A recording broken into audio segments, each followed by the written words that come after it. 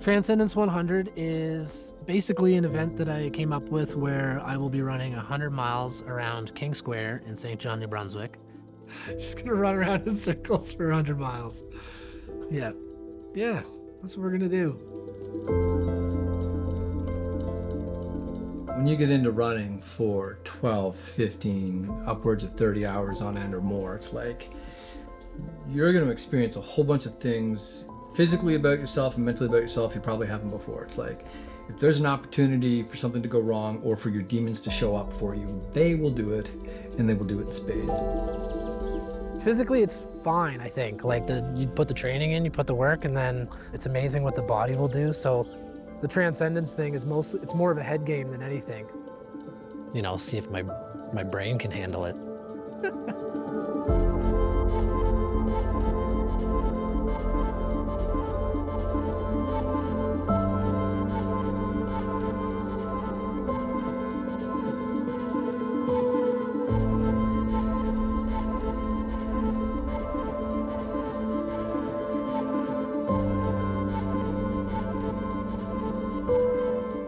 For the last little while, I've been on like a quote unquote journey of self-discovery, let's say. So I wanted to do something that I could use this time in my life to kind of give back. And then that's when I found St. John's Suicide Prevention. Because my own personal experience had been with mental health, I thought that it'd be cool to do some sort of endurance running challenge that is just ridiculous enough to gather attention of people. I will run around in circles for 100 miles to raise not only awareness, but also money for St. John's Suicide Prevention. I don't know, it comes back to me like wanting to do some good things while I'm around. I plan on being around for a while, but like I feel good about doing good things for other people. And if the selfish thing that I love doing for my own benefit can benefit others, then like it's, I think, a good thing. So I was not a runner at all. It was definitely a learning experience for me, and I couldn't stand running when I first started. It started small, running on the treadmill in the gym. I eventually moved into doing triathlons, short distance triathlons. So then I signed up for my first ultra marathon without ever running a full marathon before, because that makes sense. I'd only ever run 10K in one straight shot before then. So I signed up for the 50 and it destroyed me. Couldn't walk for like 2 or 3 days. Sorry, 2 or 3 weeks, not days. But I was just like so proud that I had signed up for this thing that I was terrified to do and actually completed it. Decided then that I was gonna go after the holy grail of triathlons, which was full distance Ironman, 3.8 kilometer swim, 180 kilometer bike, and then you run a full marathon. But the pandemic happened and I could have just threw in the towel and just given up, but like I kept training. I did a full distance Ironman essentially from my house, and then I had like 50 of my closest friends and family in my driveway when I got back. It was probably the best day of my life, I would say, aside from getting married and having children. Alex is a dreamer. Was always looking for an activity. Never really wanted to sit still, and still is always looking for an activity. So basically just completely stopped triathlon, just focused solely on running. I think it's just because it's the easiest thing to do. I have a young family. I don't have all the time in the world to train. So being able to put on a pair of sneakers and go for a run in the woods, it's so accessible, and it's like a double whammy because you're getting the physical exercise, but then you're also getting that time with your thoughts in nature, which is huge for mental health. So I've been running for just about 2 years here now. I've done 7 50K trail races, a bunch of smaller ones, and then I did the Transcendence run last year. It was 100K. Just recently did 110K in Quebec, which was my first like big trail race, plus the Goggins challenge that I did back in March. You run 4 miles every 4 hours for 48 hours, and that kind of brings us to where we are now with the Transcendence 100, which this year is now 100 miles, 160 kilometers. Basically, I'm gonna put my body on the line, hopefully accomplish this monumental task of running my first 100 miles. Like, I don't ever run with music, so I'm always just like out there to like be with my thoughts and think, and it's like a meditative practice for me. I think with the distractions and things that we have now, social media and cell phones and entertainment, people don't like being bored. Like, they don't like being alone with themselves in a sense, because it's kind of uncomfortable. Like the silence of just being, right? Like just existing as a person.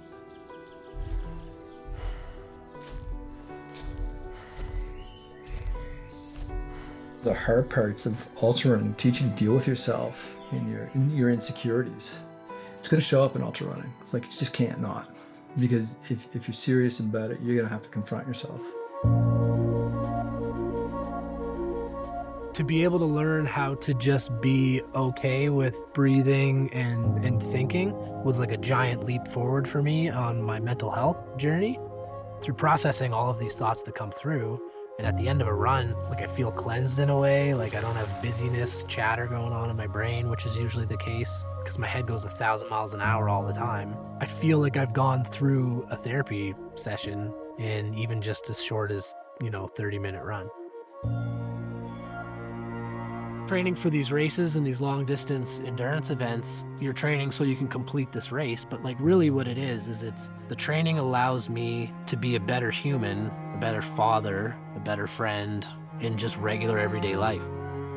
Running allows me to be comfortable with being uncomfortable, just how to be more resilient and be more welcoming of things that I can't control, being present and mindful with myself, which I never was. Especially when I was going through my mental health struggles when I was younger, like I was doing absolutely everything in my power to not be with myself and to not be with my thoughts. In fact, I was trying to do the opposite. I was trying to like erase what was going on in my brain through, through the use of substances or distractions. I was always finding something to distract myself from what I was like actually thinking about.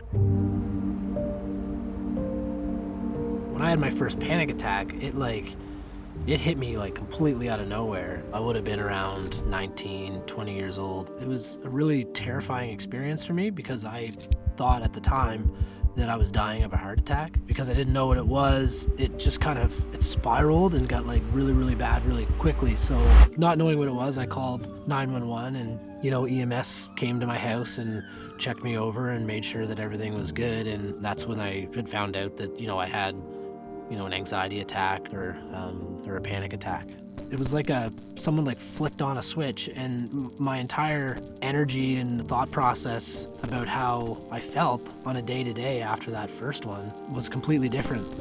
Something happened that day that brought me kind of on like a downward spiral to like a really dark place. The experience was so terrifying to me that I just, you don't want to have another one, but then you kind of think yourself into another one because that worry that you have about having a panic attack or having anxiety, it tends to kind of spiral and spiral and spiral, and then you end up having another one.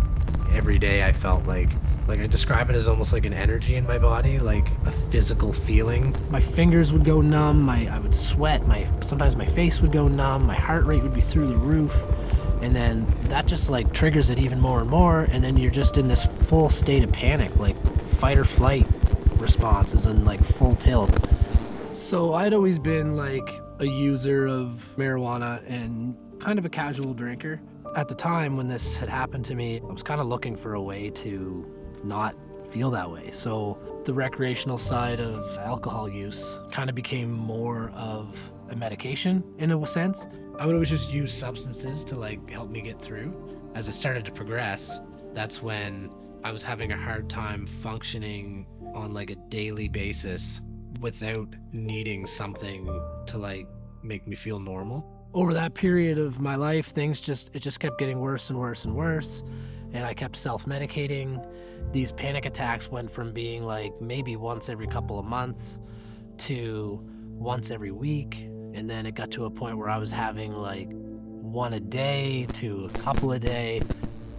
When that started happening, I just started getting really fearful because I didn't know how to escape and I didn't know what to do to not feel that way anymore. And that's when the suicidal ideation and the thoughts of taking my own life kind of took over. because like when you're trapped in like something that you feel that you can't, like there's no other way out, like I mean you could imagine where your head goes. Like it goes to places I never thought I would ever think of. Because I came from such a great family and never experienced any of this, it was even harder to comprehend why I was thinking this way and why I was feeling this way. Because I hadn't encountered any sort of like real adversity as a child or a young adult, I didn't really know how to go about addressing those feelings. So I would kind of just like push them aside, tell myself that like, you know, you shouldn't be feeling this way. There's nothing wrong. Like there's nothing to be feeling this way about. It got more confusing over time as it progressed and got worse. There'd be times where I'd be driving to work or just in my car, and my thought would always just go to turning in front of another vehicle. I use this term like I literally walked to the bridge, because one day when I was having one of these episodes, you know, walked there and looked over the edge, and same thought kind of goes through my mind. So when I had started thinking about that stuff, thinking about actually like taking my own life to try and get out of this pain or whatever it is that I was dealing with, that's when like it became really apparent to me that something was like, you know, like was terribly wrong. I was really good at functioning in society and faking it. Like anyone you ask who knew me personally had no idea that like it was as bad as it was. They knew I would talk about having anxiety and stuff like that, but I never dove deep into like how debilitating it actually was, and I was on like a razor thin edge all the time. Would never have known that he suffered from any sort of mental illness really, or anxiety. He was always the fun, easygoing guy. Probably wasn't until we were together for 5 or 6 years that it really started to come to light. Never really noticed anything particular off or anything. So it was kind of a surprise to me later on in life when, you know, we started having these issues. I think it took a long time for, you know, for him to come out and, you know, address it with me and his mother. To see it, but not understand it. Right, that was the tough part. Because if you don't know what their demons are, but you have to understand they have them, you know. Just this person who's so full of energy and so full of life and seems to have such a positive, infectious energy. It was surprising to also see that other side of him, that, you know, he was dealing with these things inside. And yeah, it was surprising. And, you know, obviously it kind of made me feel like, how did I not know that? You don't know. It's like, I get it all the time. Get it all the time in here. People good at faking. We're good actors in our lives. I was at a funeral yesterday, not a funeral, a commitment service yesterday for someone who lost their battle with mental health. So they were young enough, not the youngest, a lot of teenagers, a lot of young people. Yeah, can't see a way through. And you see it in adults. Life's hard on us, man. Life can produce enough misery that might justify it at some point, right? Like life can be pretty hard on people. You can see how a person can get there. It's like, is there any other alternative?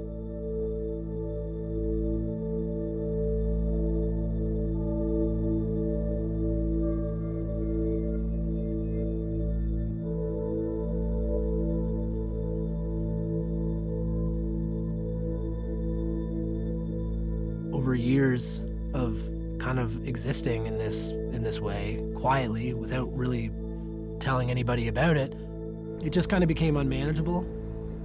There was a couple of trips to the ER where I was basically completely dismissed as a person that didn't have anything wrong with them, with just saying, oh, you know, just go home, get some sleep, maybe stop drinking, stop smoking, like you'll be fine, type of thing. So my thought at the time was like, my only way out is to take my own life. Now, I didn't believe that myself, but the thought would always surface, and I was always able to think logically about it. But it was, you know, it did get fairly dangerous at one point in time. I had like a full-blown breakdown where I was just in tears, and I needed it to stop. So my wife took me to the hospital. It was a sheer act of desperation, to be honest. I ended up seeing the same ER doctor who had dismissed me before, and I just was like, no, I'm not going home. I'm not going home. I'm not leaving here until you bring someone in who knows what they're talking about and who can tell me what's wrong.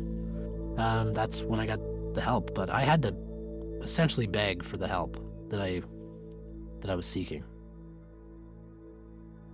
I was put on a medication that evening that was going to help with the anxiety and the panic attacks. That switch that I talk about that like changed everything like 10 years before this came back on. It lifted up the darkness that had surrounded me for many, many years. I just couldn't believe that I'd lived that long without taking that step. I woke up and was just like so happy and so excited to not be feeling so bad all the time. It allowed me the space and the opportunity to start putting some energy into myself, whereas before, I was obviously just hanging on. I knew that in order for me to overcome this part of my life, that there was something I was going to have to do other than just continuing on with the status quo, because obviously that wasn't working. When I looked at myself in the mirror and like really took a hard look at myself and was like, am I actually doing the right things in my life? There's obviously something I can do with my lifestyle. It's gonna maybe not get rid of it entirely, but I'm certain there's something that can help. It like propelled me into like a journey of learning about how to become a healthier person. Like a healthy body is going to equal a healthy mind. So that's where I started. And, I signed up for a fitness challenge at a local gym. I did really well there. I started losing a lot of weight. I started losing inches. I started sleeping more. I started looking after what I was putting in my body. Eventually, I just started feeling really, really good. I was on medication still, but I was just continually feeling better and getting more energy. But I got kind of bored with the gym atmosphere, with being indoors, and that's when I kind of first found endurance sports. The beautiful thing about just being in the outdoors and spending time with your thoughts is that it's allowed me to think through this experience that I've had. It's allowed me the ability to almost heal myself. The idea of running around in circles to me is kind of a metaphor for what I was going through in the past, was that like no matter how hard I tried, no matter what I did, I still kept ending up at the same place. At the time I was going through that, I felt there was nowhere to turn. I didn't know where to go. I didn't know an organization like St. John's Suicide Prevention even existed. Awareness is a huge part of what we do with the Suicide Prevention Committee. So just talking about it and making this conversation something that is in our day-to-day language, and getting the message out that it's okay to not be okay. You're not alone. There are a lot of resources available, and there are a lot of people that want to help. We very much believe in community partnership. We have more power in numbers. The other thing is we do education and training. So we do ASSIST training, which is applied suicide intervention skills training. And we do that for anyone. You don't have to have any background, any mental health or medical background at all. And it's essentially just to learn about how to deal with someone who might be suicidal, how to help them, how to bridge them to resources. We've come a really long way. It's every year when Bell has their Let's Talk Day and you see people posting about their struggles. And actually this past year was the first time I shared some of my own struggles. And I thought, here I have been struggling with my own mental health issues for, 13 years. And it was the first time I ever publicly on social media talked about it. And I work in this field. Once I went through that journey and a lot of therapy and education and realized how to get some help, I wanted to be there for other people, because one thing I found really helpful when I was struggling was meeting communities of other people who were struggling and helping them. So helping other people gave me a drive and helped my own mental health along the process. And this is what was really cool about group therapy. I used to do group therapy, and it would be like non-diagnosis specific. When you distill down mental health and a lot of the suffering, what you're left with is this abject loneliness in the world. And you get people together and say, hey, this is how I struggle, and this is what's happened to me. And the other person's like, well, this is how I struggle. It's a little bit different, but it's like, we're really feeling the same things, aren't we? It's like, oh, huh. Isn't that interesting? It's like, and then it normalizes that it's like, yo, we all struggle, right? And and that's okay, and that we can use one another to affect change with that, and to normalize that it's okay to struggle. Yeah. It's an important message, an important organization to get behind. So feeling pretty confident that pending an injury or getting hurt, really, it's the only thing that's going to stop me from crossing that finish line. But I'm sure I would find another way to get it done either way.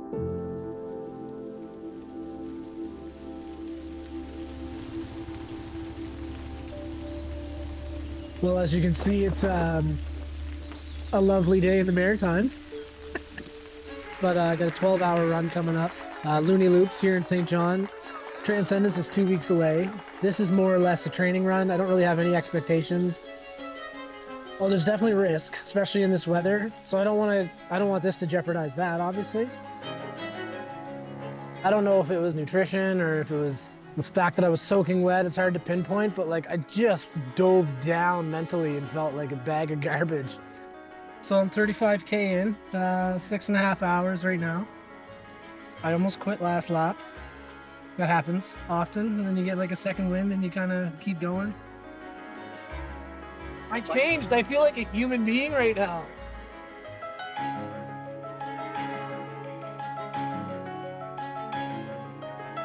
Two laps ago, I was like, I'm done. That saying, this too shall pass, you always hear it all the time, because like now the sun's gonna come out. I got some dry clothes on, ate some food, here we go.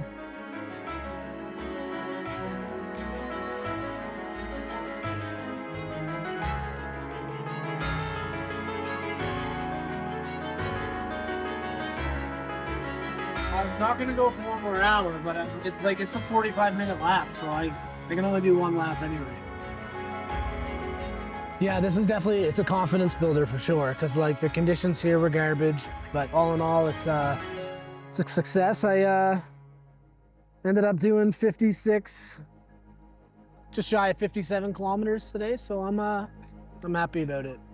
Like King Square, even if it rains, it's gonna be pavement. Like it's still gonna be really, really challenging. Every time you do something like this, you feel so much better. It gives you that sense of accomplishment and you just grow as a person.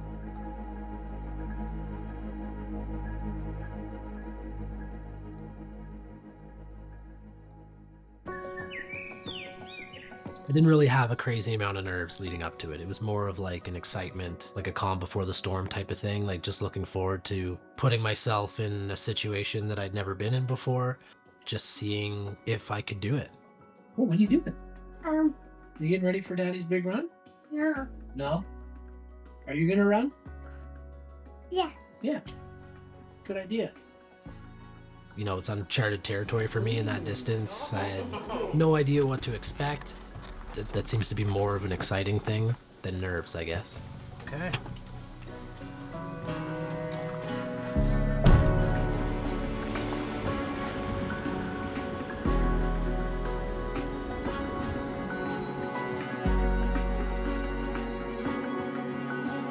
The Transcendence 100 is finally here. It's been a year in the making, really. Today's the day. I mean, it's a weird thing to think about. I still get a little bit of that imposter syndrome because I don't have this magical, like, crazy story of adversity necessarily. I'm just a regular guy that had some really bad times in my young 20s, and I really, really struggled with my mental health. And I know that there are people just like me who are out there today suffering in a very similar way and don't feel like they have the ability to openly talk about the pain that they're feeling inside. The more I talk openly about it with other people and people who have been going through similar things that I've gone through, I have been slowly realizing that, you know, that I'm okay with telling my story and that it's important to get it out there. If people are running 100 miles in the mountains or through the desert or like all kinds of these crazy races, this should be a walk in the park.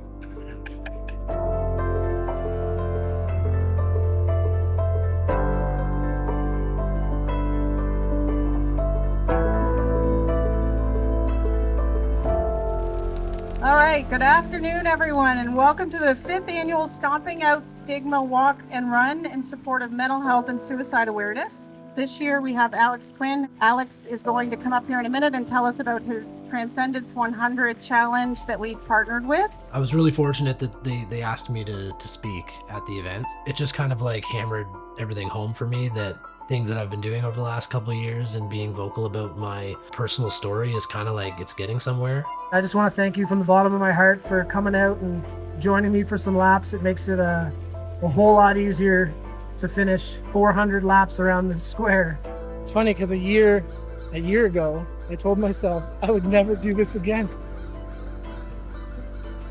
And now I'm adding 60 kilometers. It'll be all right. It's gonna be good. 9, 8, 7, 6, 5, 4, 3, 2, 1. Let's go! We all started running together, and it was really cool because there was just people from all walks of life and different fitness levels. It was really a fun atmosphere at first because we were joking around that it's like, well, here we go, like we're done the first lap and then like only so many laps to go, and then everyone would get a big kick out of it. 388 more to go! Whoa. That seems scary when I yell at that number. But then again, it's only for like a 400 meter track or 400 meter park, so after a couple laps it starts to sink in that I'm going to be there for a very, very long time. I just settled into a rhythm of like I normally do with my long runs, and just breathing and thinking. You feel quite bored, and I'm sure any runner or any endurance athlete will tell you that. After a while, once you've accepted the fact that you're going to be there for a certain amount of time, you end up just like existing in the reality that you're in, and time kind of just like melts away. And now all I have to do is run for an extended period of time and just get it done.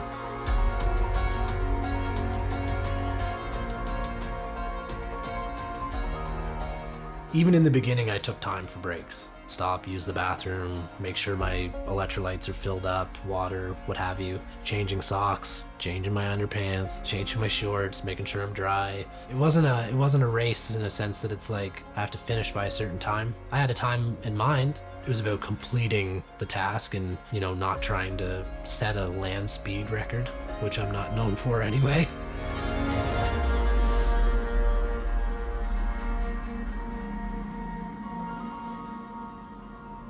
There were stories that were coming out where people were just like going past their comfort zone of distance. A gentleman got his first ever half marathon. He'd only planned on running 10K. A friend of mine who is not a runner whatsoever came out to support me, and he ended up running 10 kilometers with me, and he hasn't run in over 20 years. So the support from people was overwhelming and really quite surprising.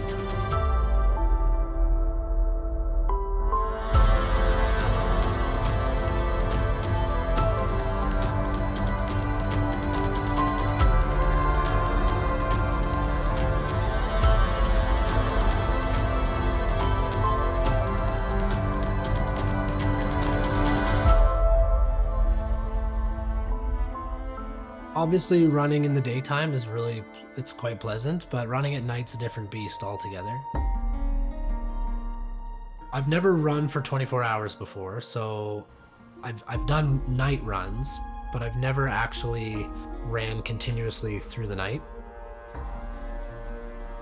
With St. John, as we know, being a port city, the fog came in a little bit, and it just made it like, I don't know, it was kind of eerie.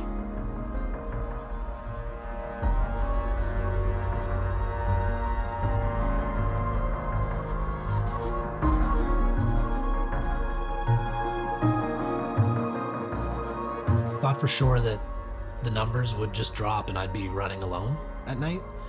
But the most impressive and surprising thing about the entire event was the amount of people that just kept running, and people that stayed with me for hours on end, doing the same thing that I was doing, just running around in circles. Everyone had their own reasons for why they were there, But that was like a really cool experience to see complete strangers show up and introduce themselves and say, hey, like I really believe in what you're doing and I'm here to support it. I know someone personally who has taken their life. I've got a family member or a friend, and like the amount of people that I got to connect with over that was really cool.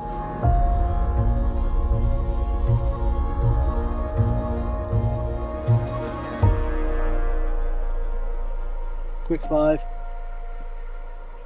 Love it. Oh boy. Everything smells right now. What's amazing what sitting down for a couple minutes does for morale. Kind of.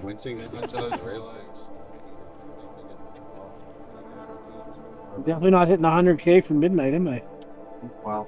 Get you one of those evil scooters. Yeah. I'm not even halfway yet.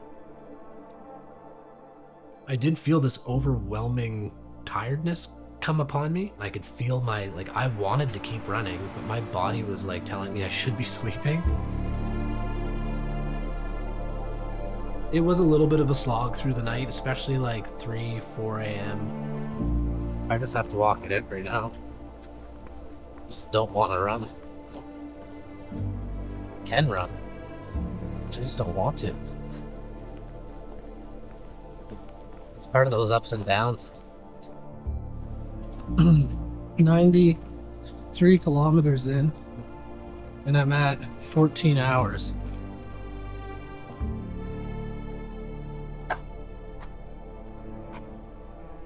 Yeah, as soon as I laid down, I was like, just out. I couldn't believe how, I thought I was going to be super groggy. I felt really good after 20 minutes. Whether it was mental or the physical side of just having that little bit of rest, kind of like, amped me back up again.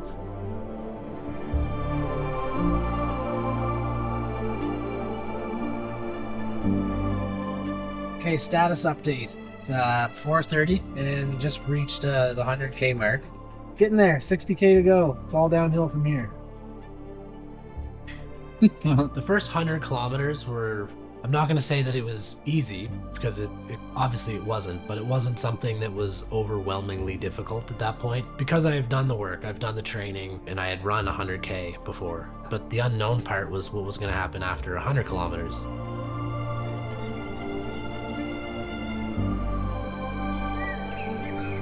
The fog started to lift, and you could see the sun starting to rise, and you could hear the birds, and then it just gives you another type of like euphoric feeling where you're like, okay, I've made it past the night, I've made it past the darkness, now the sun's coming up. That whole thing means a lot in another way as well, because if you are going through a tough time, and if you can just get through that day, then you get another chance tomorrow.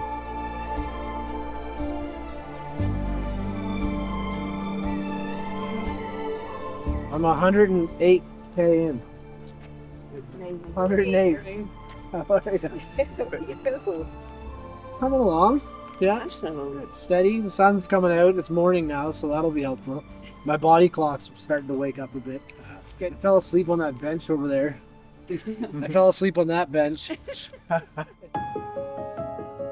So when the sun came up, it just gave a whole other level of energy again.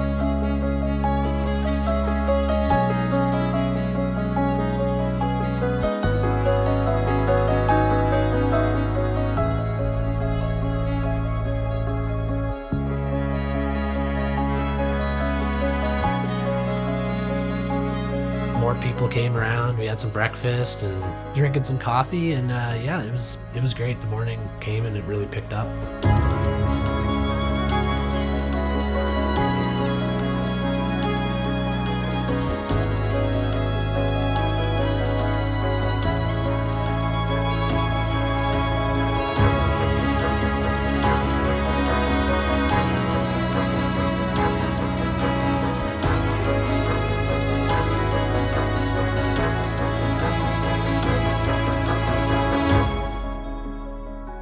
And then things started to break down a little bit more. I was dealing with a little bit of chafing at that point in time and some hot spots developing with blisters and things. My body was starting to really hate me and really starting to shut down. It kind of felt like someone had just repeatedly punched my thighs, or like, you know, hit them with a sledgehammer. And my mind was saying, you know, you got this, keep going. And I wanted to run, but my body was just like, you know, pretty much saying no.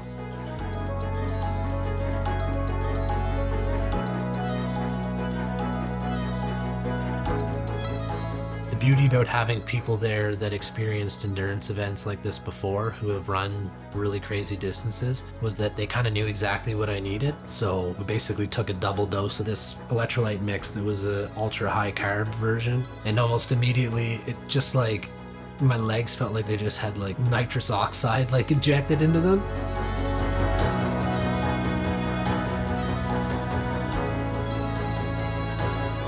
Felt incredible, like no pain, heart rate really low, just cruising along, and then all of a sudden it'd just go boom. It was like an engine stalling out, and it'd be like, oh, used up all that energy. So then I would refuel, and then I'd go like right back up again, and then I'd take off.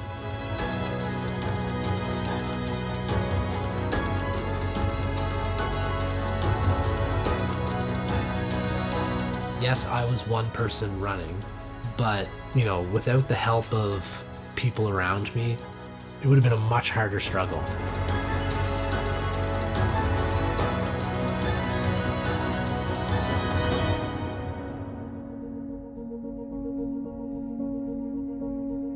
Well, right now I'm trying not to cry, to be honest.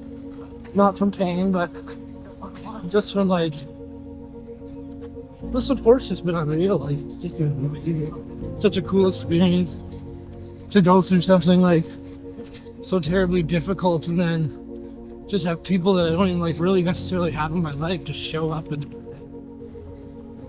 help me through. It's like, it really speaks to that, like, you're not alone conversation, you know, like, people are there to help you through hard things. You just have to like be vulnerable.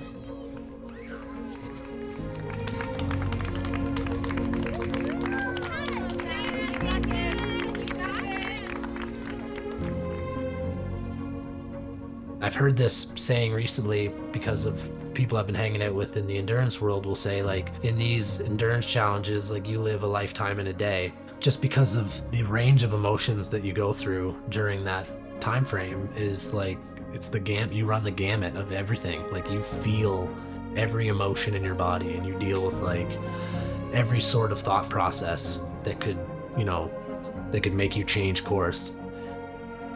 So we came around, and I had asked the people running with me if, you know, if they would mind if I could just absorb the final lap by myself. I wasn't alone the entire time, so to take that one kind of victory lap on my own, and I slowed myself down and just absorbed everything around me, the sights, the sounds, the feelings I was having.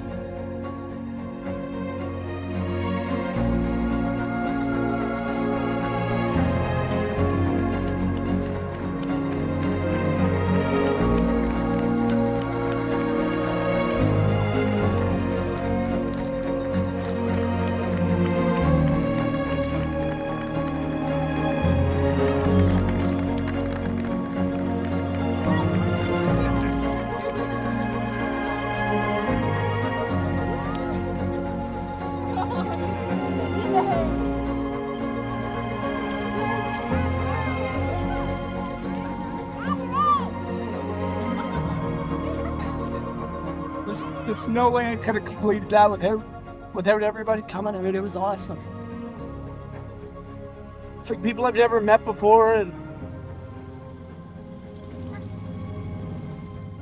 like that's literally what it's all about. It's like you're never alone. Like, there's always going to be someone there, or a group of people that just showed up to like push you through something. So if you're like struggling with anything, like I guarantee you there's going to be someone there to like prop you up in one way or another. In like 100%, like that's what happened today. Like, I get it, like I ran 100 miles, but like honestly, like it would not have happened without the support of everyone. So like, thank you so much for everything.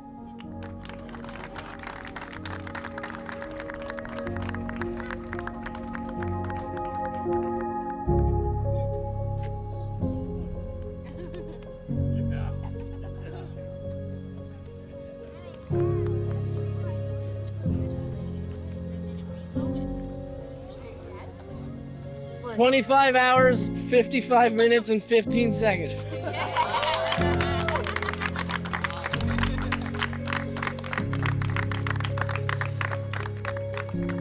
100 miles done, first 100 miles ever.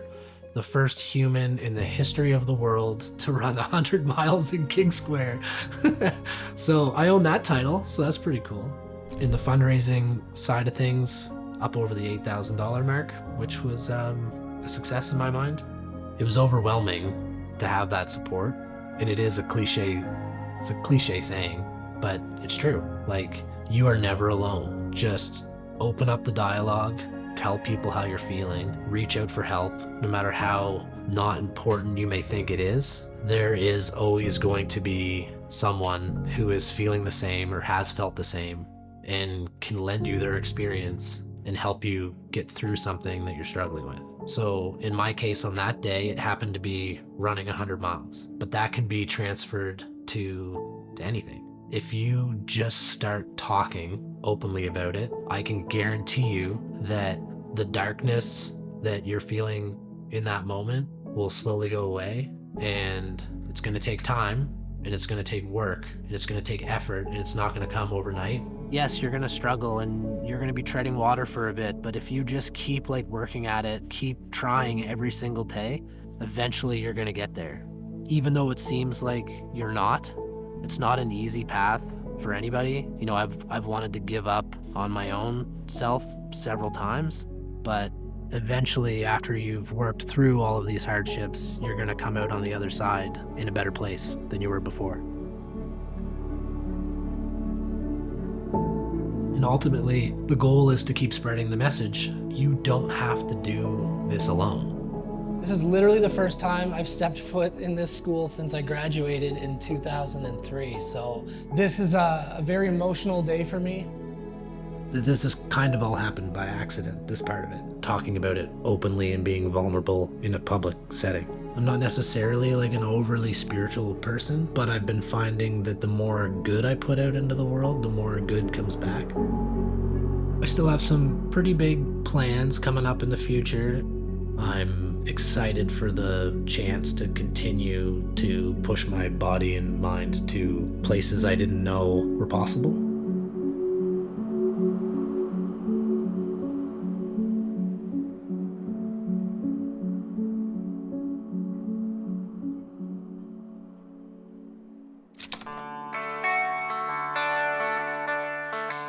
How's my posture?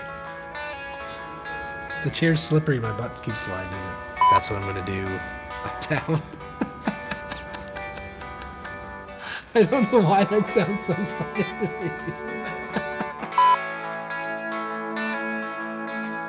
me. We have to redo this now. My nipples were showing. What's next? What's next? Beep!